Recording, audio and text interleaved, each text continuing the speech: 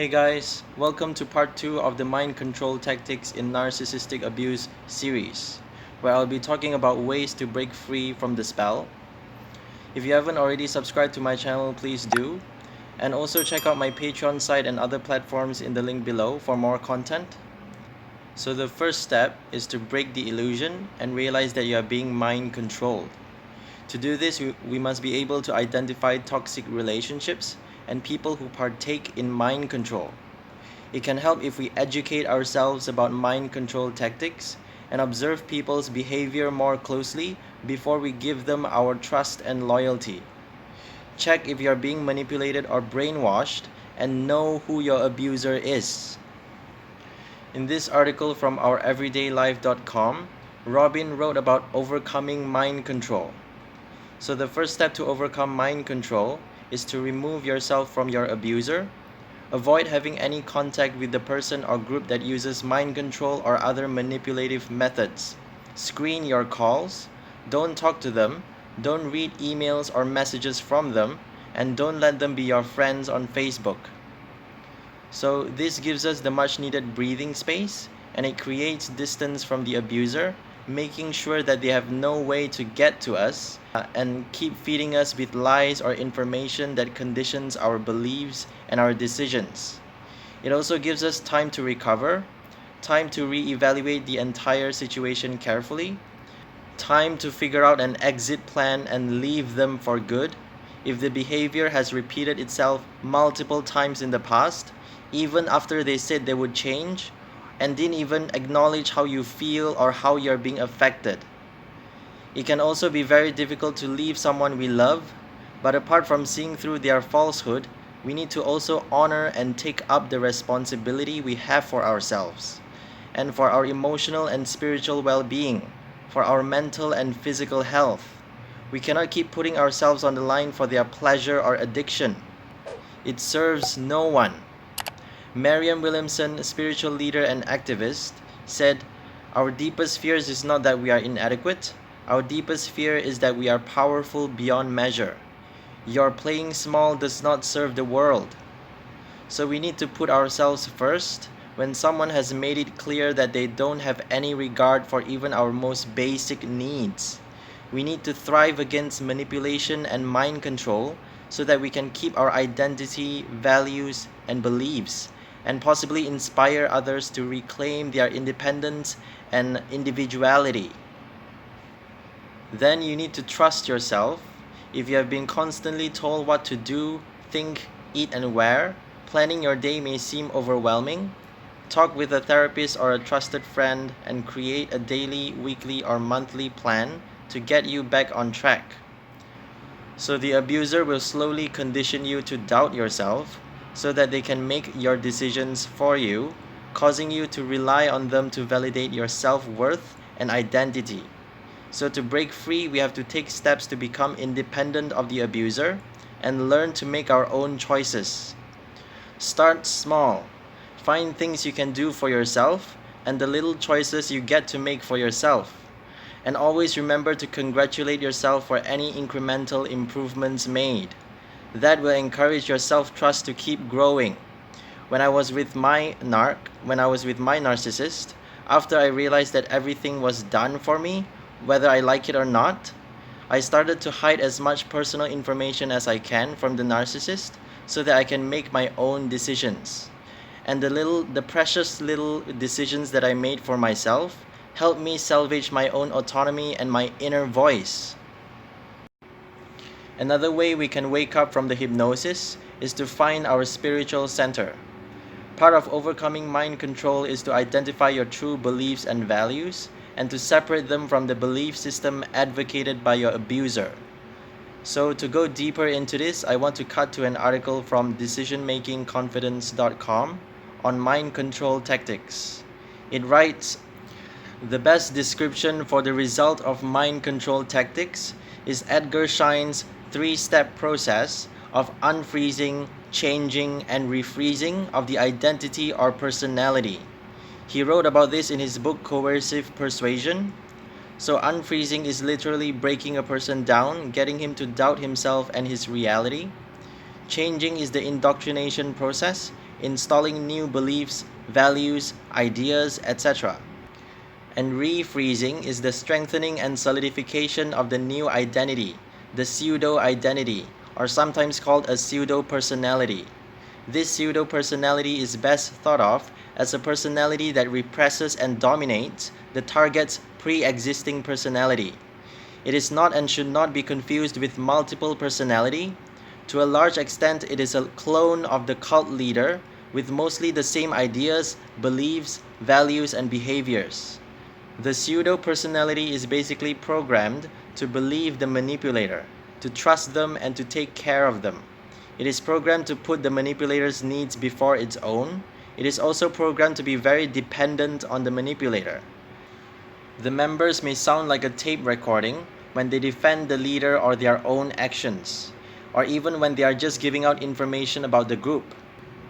It is one of the characteristics of cult members that they always say that they are happy, even saying that they have never been happier. They will usually refuse help of any kind, especially from psychologists or psychiatrists, because the groups have indoctrinated them against these people.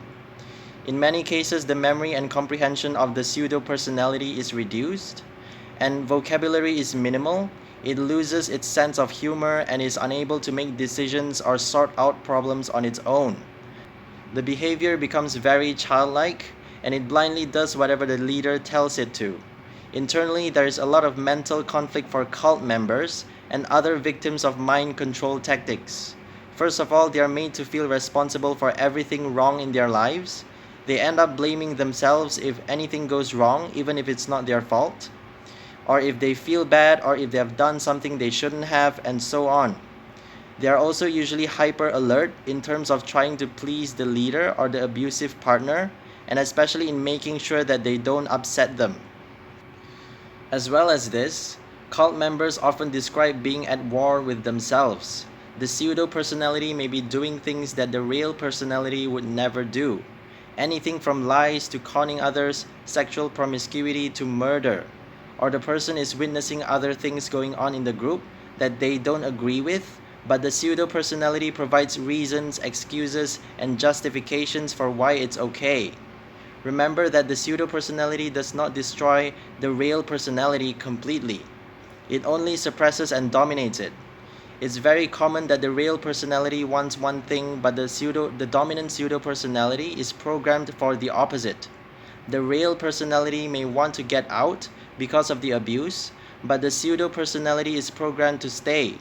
As long as the pseudo-personality is in control, leaving is very, very difficult. The individual may feel that they are going crazy because there seems to be no way to resolve such conflicts. So we first need to get to know our pseudo-self and our true self so that we can come to see the clear distinction between them over time. This takes quite a lot of self-assessment, which can be very challenging and painful to deal with post-abuse. But I will later talk about how we can reprogram our mind and slowly clean out the pseudo-self from our system completely, one step at a time. Another way we can break free from mind control is to learn to meditate. Aside from relaxing the body and calming the mind, meditation can protect you. If you find yourself in a potential mind control situation, put yourself in a calm meditative state to avoid unwelcome influence. When we are in the process of moving away from their brainwashing, they are going to amplify their efforts to re-establish their power and control over us. So what can we do in face of their wrath? We recognize that we can't control their actions, but we can stop letting it bother us. They are like bad or intrusive thoughts that come barging into our minds. To stop being affected by these bad energy, we need to visualize the narcissist as a manic car or a wild animal charging at mists or fog that is our mind. The mist or fog stays the same after the thought or abuse has passed, however overwhelming or menacing they might be. So now I want to talk about how we can remove the programming that was forced upon us by our abuser, how we can clear out the pseudo-self, the evil seeds, the ingrained embedded beliefs of the abuser, or the mental infestation to cleanse our subconscious mind. I want to share a post on how to reprogram your subconscious mind by George from medium.com. Number 1 is environmental influences. Have you ever considered the effect of your environment on your subconscious mind? Remember that your subconscious mind is absorbing information constantly and drawing conclusions and forming beliefs based on that information. If your daily environment is filled with negativity and strife, imagine what kind of messages are being absorbed into your mind.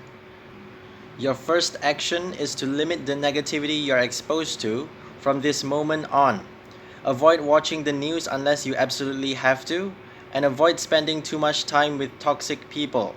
Instead, seek out positive information to read and watch, and spend most of your time with positive, successful people.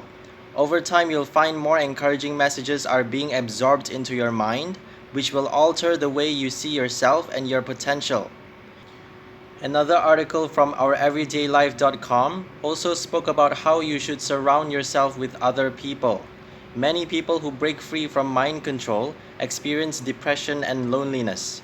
Join a support group for those struggling with the same issue.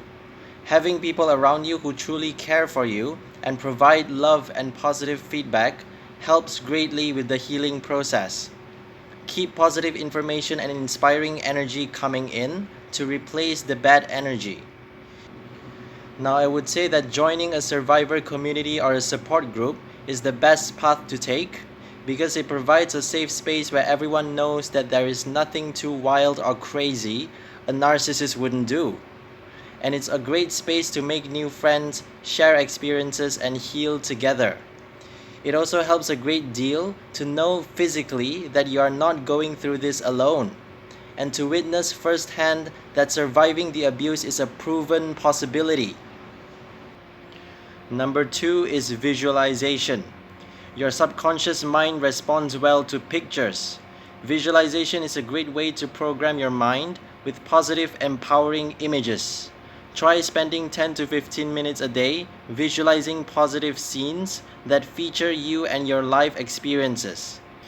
Here are some things you may want to visualize: fulfilling relationships, passionate work, a beautiful home, exotic vacations, anything else you wish to draw into your life. As you do this consistently, you end up redrawing the negative pictures stored from your past experiences, your fears, worries, and doubts. To boost the power of visualization even further, be sure to emit strong positive emotions while you picture these wonderful things in your mind. Allow feelings of love, joy, gratitude, and peace to flow through you as if you were truly having these experiences.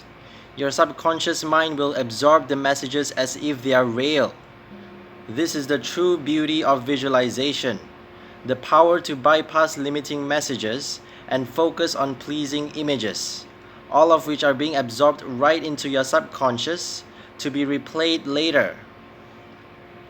So here we are conditioning our mind to get accustomed to success, happiness, peace, joy, and other positive energies, opening and expanding our vision of opportunities and possibilities. We no longer limit ourselves and gain access to the abundance of the universe and source energy. Our analytical mind becomes aligned with our inner creative, and we find elusive yet simple solutions to all our problems, anxieties, obstacles, worries, or any hindrances. Number 3 is affirmation. Affirmations are another effective way to install positive messages into your subconscious. They work best if you follow a few simple rules. First is to word them positively in the present tense. Say, "I am confident and successful," rather than "I will be confident and successful," because focusing on the future condition doesn't compute with your subconscious mind. It knows only this moment. Also, use positive statements. Saying "I'm not a failure" is computed as "I am a failure," since your subconscious can't process negatives. The next rule is to call up corresponding feelings. Saying "I'm wealthy" while feeling poor only sends conflicting messages to your subconscious. Whatever words you're saying at the time, strive to feel the corresponding emotions because your subconscious will be more apt to believe it. In other words, you need to mean what you say. Acknowledge the pain, fear, depression, anxiety first. Allow them to flow through you, but don't wallow too long in them. Then find evidence to support the positive statement, however small the achievement might be. Use it to make yourself believe that you are enough, that you have the resources and the ability to achieve your goal, that you are abundant and ever evolving. You can also get creative by shifting your perception. For example, I associate my wealth with my productivity rather than how much money I make or what assets I have. My intelligence with my interest to learn and grow, not how much I score in an IQ test. My happiness with my presence or existence, and my appreciation for the gift of life. The last rule is to repeat, repeat, repeat. Affirmations don't work if you just say them once or twice. Recite them many times throughout the day for the best results. The good thing about this is that you can say affirmations to yourself so they can fit seamlessly into your routine. Practice makes perfect, and we need to keep updating our subconscious software so that it can continue to operate efficiently. Number 3 is brain entrainment binaural beats.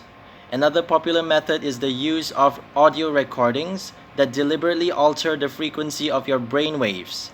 It may sound like something out of a sci-fi movie, but reports from people who have tried these audio programs are overwhelmingly positive.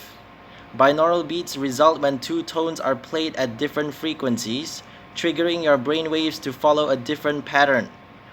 For example, if you want to shift from being stressed to relaxed, you would listen to an audio that triggers the alpha state of your mind. These audio programs can help you reprogram your subconscious mind by creating a more receptive forum for installing positive messages. Research has shown that your subconscious mind is more receptive to new information when you're very relaxed, such as in the alpha or theta states. Using brain entrainment audio programs along with affirmations or visualization can be a powerful combination because your subconscious mind lets down its defenses so it can easily absorb any message you wish to program. Simply relax and focus on positive images. I believe that these beats have the ability to rewire the neurological circuits in our brain. You can find tons of tracks on binaural beats in YouTube, and I highly recommend listening to it whenever you can because it can really change your mood or mindset over time. So try it and let me know in the comments below what you think about it. You can also find some binaural beats in my playlist. Finally, we need to give ourselves time to recover our true self. Overcoming ingrained beliefs doesn't happen overnight. Allow yourself to improve slowly by taking small but consistent steps, and remind yourself every now and then how far you have come from realization to self-differentiation to recovery, from victim to survivor to role model, healer, or inspiring figure. Also, be kind to yourself and forgive yourself. Don't blame yourself for enabling the abuse, or staying too long, or not knowing better. Your faults are nothing compared to that of the ruthless abuser, especially when they took advantage of your human decency or your loving nature. So that's all for today's video. I hope you learned something new. And remember to click the subscribe button and the notification bell if you want to know more about narcissism, abuse recovery, and immunity. You can also email me if you want one-on-one support or help with narcissistic abuse. I offer counseling sessions through Skype or WhatsApp video call, and coaching over the phone as well. So contact me if you want any counseling. Stay mindful, stay peaceful, and stay powerful. I'll see you in the next video. Bye-bye.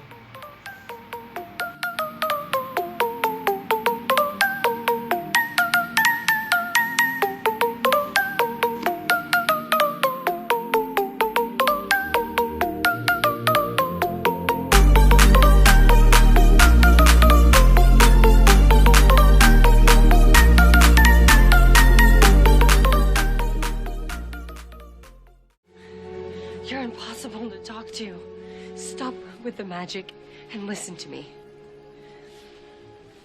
I want to be with Daniel. Oh, you don't know what you want. But I do. I didn't make the sacrifices I did in life to get you to the cusp of greatness so that you could end up the wife of a stable boy. It's my life. You foolish girl. It's mine. After what I had to do, the deals I had to make to get us out of poverty, to get us this life, and you just want to toss it away? Stay strong, Regina. Your magic can't keep us apart. I love him. And I love her. And I love her too. If you loved me, you wouldn't try to keep us apart. And if you loved me, you wouldn't try to run away. I'm sorry, but this is my happiness. We're going. No. You're not. So what's your plan? You're going to keep us here forever? Because that's what you'll have to do.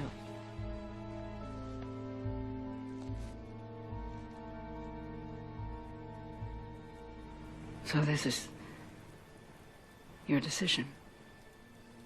This will make you happy? It already has.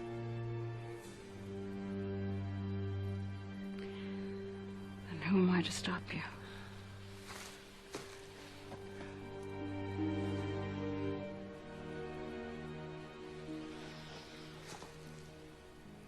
Thank you, Mother.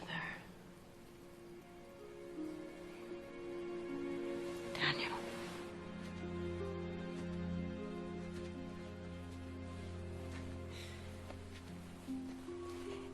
If you want to have a life together, a family, then there's one important lesson I can impart on you. It's what it means to be a parent. You always have to do what's best for your children. Thank you.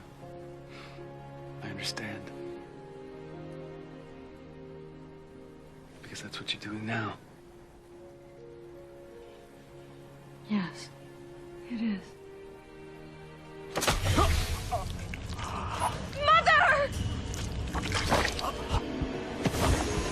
No! No!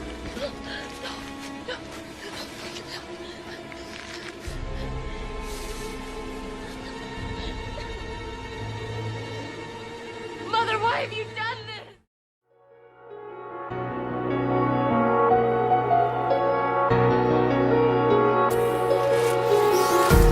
Empty hearts and neon lights, they're playing with my mind. Gotta get out of here tonight. Oh, I want